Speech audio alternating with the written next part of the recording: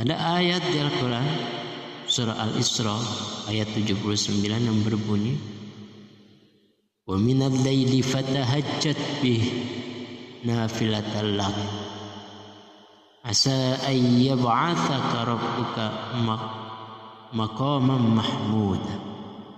Artinya, dan pada sebagian malam lakukanlah sholat tahajud sebagai suatu ibadah tambahan bagimu. Mudah-mudahan Tuhanmu mengangkatmu ke tempat yang terpuji. Sepotong ayat di atas tadi tidak hanya menjadi motivasi bagi kita, tetapi juga tantangan untuk membuktikan seberapa besar kita ditantang oleh Allah Subhanahu wa taala ini.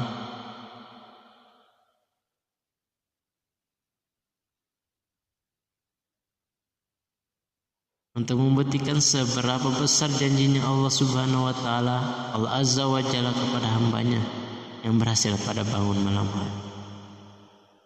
Allah nantang.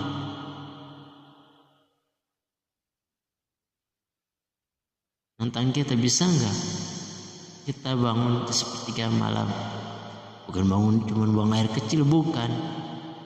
Bangun untuk apa? Untuk bertemu Allah Subhanahu wa taala. Bisa enggak?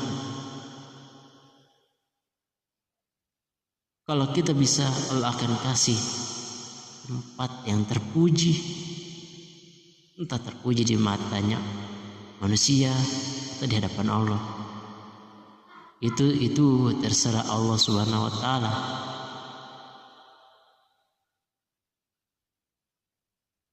Banyak dari kita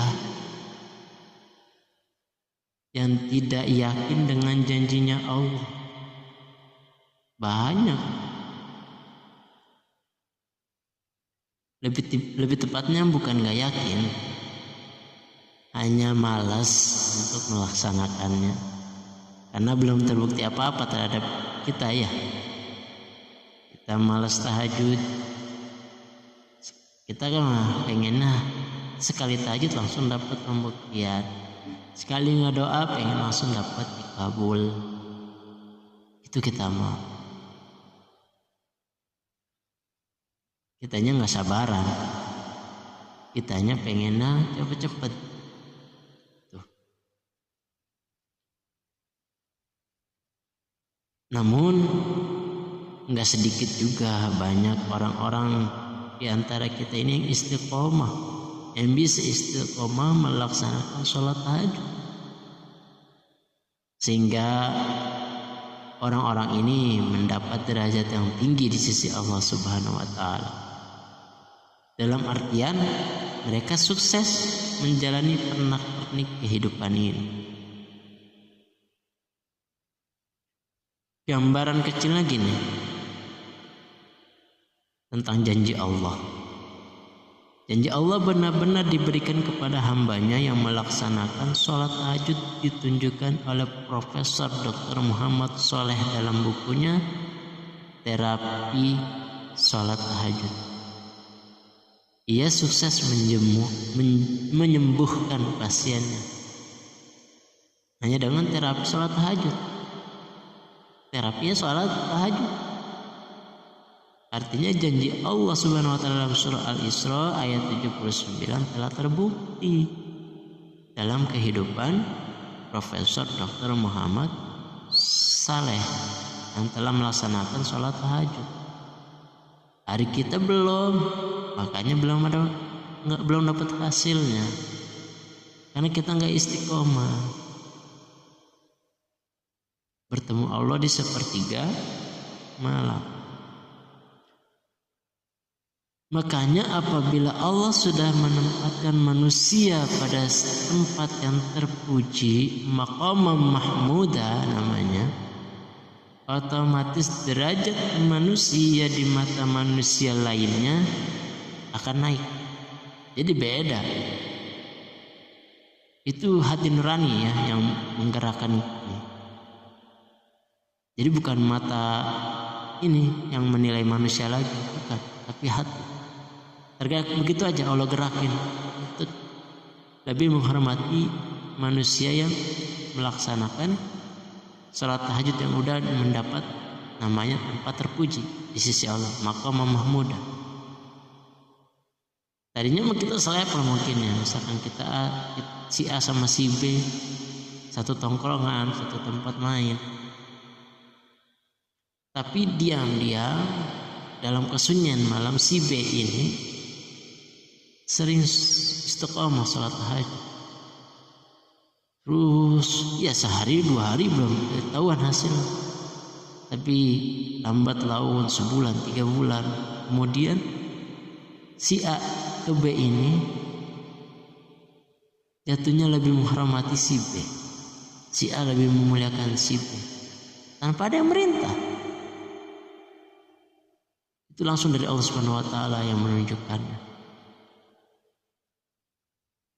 Ya si A-nya enggak sadar. Maksudnya enggak sadar tuh melakukan penghormatan kepada si B, memuliakan si B ya tanpa sadar. Langsung tergerak begitu aja. Jadi seseorang yang melaksanakan sholat tahajud itu mendapatkan 2 derajat sekaligus. Pertama di dunia, di mana ia sudah bisa menikmatinya, dan kedua kelak di akhirat, ketika ia menghadap Tuhannya dengan wajah yang berseri. Pertanyaannya, sudahkah kita bersedia untuk bangun dan bermesraan dengan Allah pada sepertiga malam tersebut? Atau justru kita tidak bisa bangun malam dan menjadikan malas sebagai alasan utama?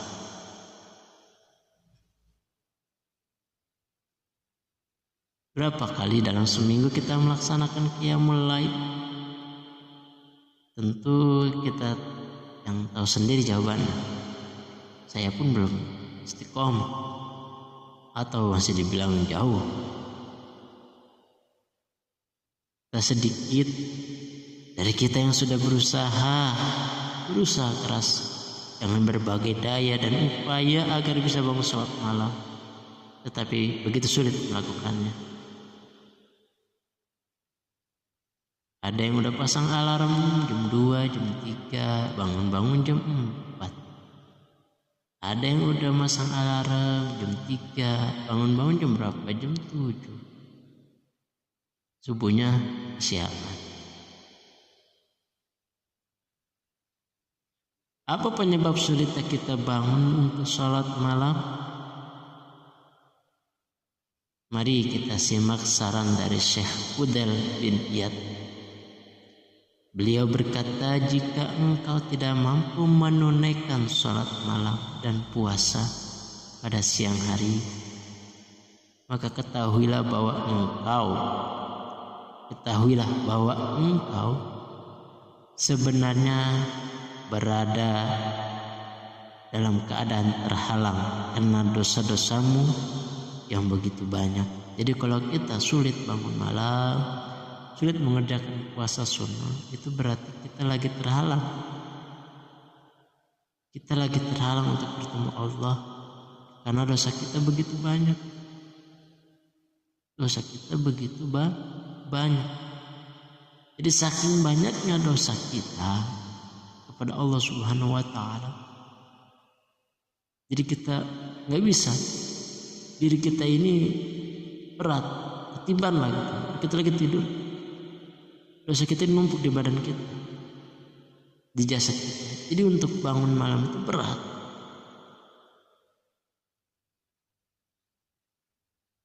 Karena saking banyaknya dosa kita. Itu saran atau nasihat dari Syekh Fudail bin Iyad. Berarti kita banyak dosa.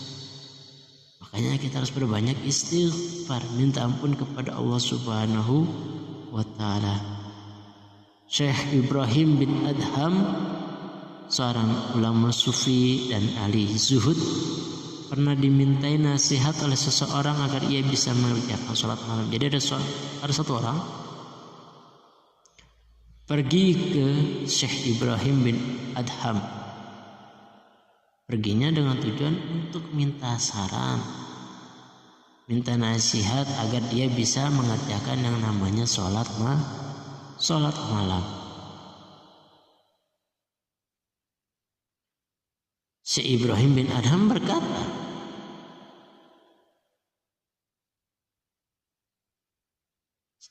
dengan kesan yang jauh dari menghakimi. Apa kata Syekh Ibrahim? Janganlah engkau bermaksiat pada Allah Azza wa Jalla pada siang hari.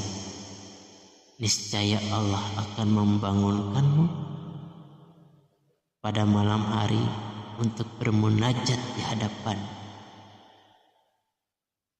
Sebab munajatmu di hadapannya pada malam hari merupakan kemuliaan yang paling besar. Sedangkan orang yang bermaksiat tidak berhak mendapatkan kemuliaan itu.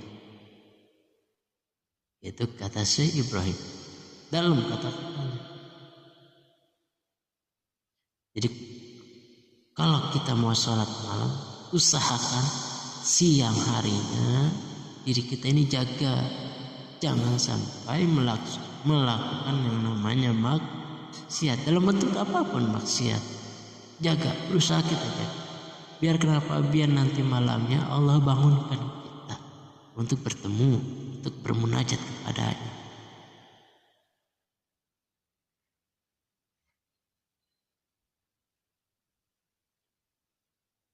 Suatu kali pernah ada orang yang datang kepada Imam Ghazali untuk bertanya tentang penyebab ia tidak bisa bangun malam untuk mengerjakan sholat. Kata Imam Al-Ghazali menjawab pertanyaan tersebut, dosa-dosamu telah membelenggumu.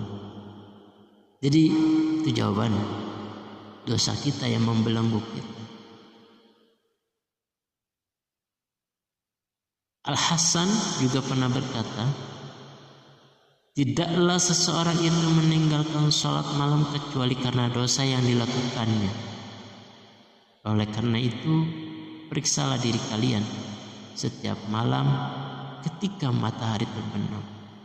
Kemudian bertobatlah kepada Allah agar kalian bisa mengerjakan sholat malam. Jadi sebelum tidur, kata Al-Hasan, kita introspeksi, kita muhasabah diri kita perbanyak istighfar diri kita, mohon ampun kepada Allah Subhanahu wa Ta'ala.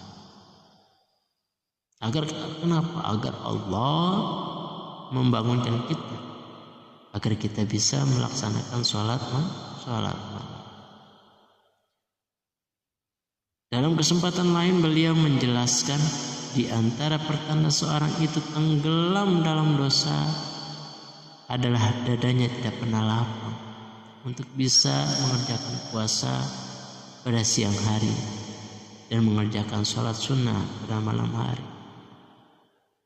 Itu akibat dari kita tenggelam dalam dosa. Jadi kalau kita udah tenggelam dalam dosa, untuk puasa sunnah siang hari itu sulit. Puasa sunnah atau puasa Ramadan itu sulit kita melakukan, apalagi bangun malam sulit. Karena dosa kita yang membelenggu kita. Begitu juga Sufyan Ats-Tsauri, seorang ahli sufi, bahkan memberikan bocoran mengapa ia sempat susah untuk terbangun menunaikan sholat malam. Jadi Sufyan Ats-Tsauri, ulama, pernah sulit melaksanakan sholat malam, bangun malam sholat, pernah.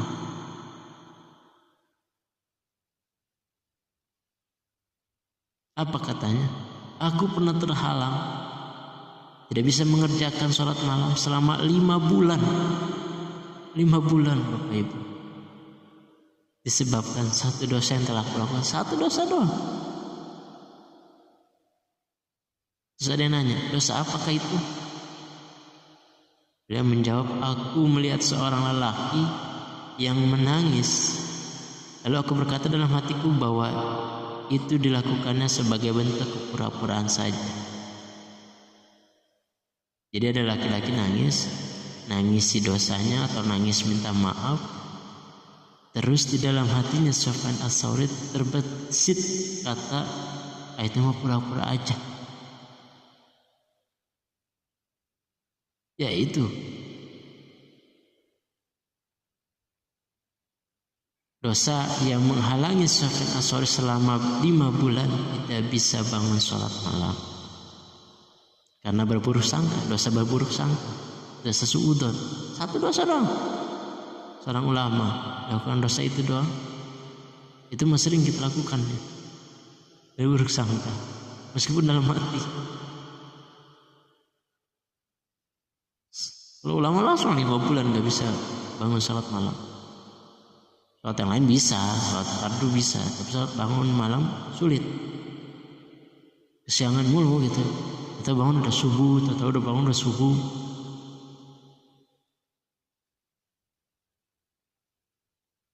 Salah seorang dari kalangan ulama mengatakan, betapa sering sesuap makanan itu menghalangi pelaksanaan sholat malam. Betapa sering pandangan itu menghalangi seseorang dari membaca satu surah Al-Quran.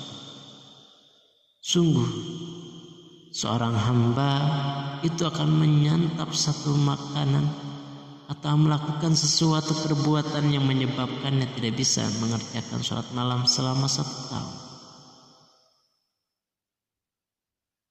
Jadi ada ulama yang mengatakan seperti itu. Banyaknya suapan, banyaknya makanan yang kita makan menghalangi kita untuk melaksanakan sholat malam. Banyaknya dosa yang mata kita perbuat membuat kita sulit bangun malam.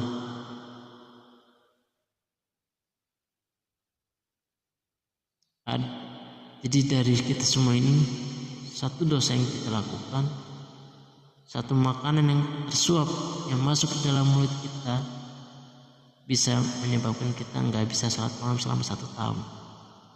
Satu suap makanan doang, atau satu perbuatan, satu pekerjaan yang kita buat, satu kesalahan yang kita perbuat, itu bikin kita nggak bisa sholat malam selama 1 tahun. Makanya ya gitu, pesannya benar. Para ulama berpesan, usahakan siangnya jangan bermaksiat, atau pas matahari terbenam kita muhasabah diri, istighfar, mohon ampun kepada Allah agar kita bisa malamnya bangun. Demikian juga yang menyebabkan kita nggak bisa bangun malam adalah kecintaan kita kepada dunia. Itu bisa menghalangi kita untuk sholat malam. Cinta kita kepada dunia bisa menyebabkan kita tidak bisa bangun malam. Abu Thalib Al-Makki berkata, yang bisa menghalangi seseorang hamba dari melakukan sholat malam atau yang menjadikannya lalai dalam waktu sekian lama ada 3 hal. Jadi ada 3 hal yang menyebabkan manusia lalai mengerjakan sholat malam, tidak mengerjakan sholat malam sampai lama waktunya. Ada 3 hal. Yang pertama apa? Menyantap makanan yang subhat. Makanan yang subhat, asal usulnya nggak jelas, halal haramnya tidak jelas, itu subhat. Itu baru subhat, apalagi kalau kita makan makanan yang haram. Ini baru subhat aja bisa kita menjadikan kita tidak bisa bangun malam. Ini baru subhat, belum haram tingkatan. Yang kedua, terus menerus melakukan dosa. Kita sering, bahkan istilah kata setiap hembusan napas kita itu, yaitu hitungan dosa kita.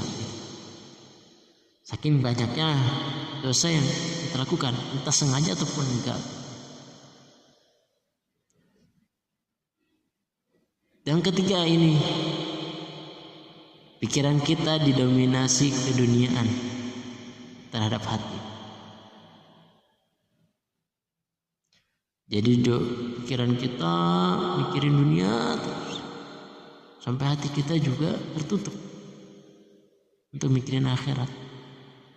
Hati kita nggak tergerak untuk akhirat, sama jadi ikut-ikutan tentang dunia hati kita.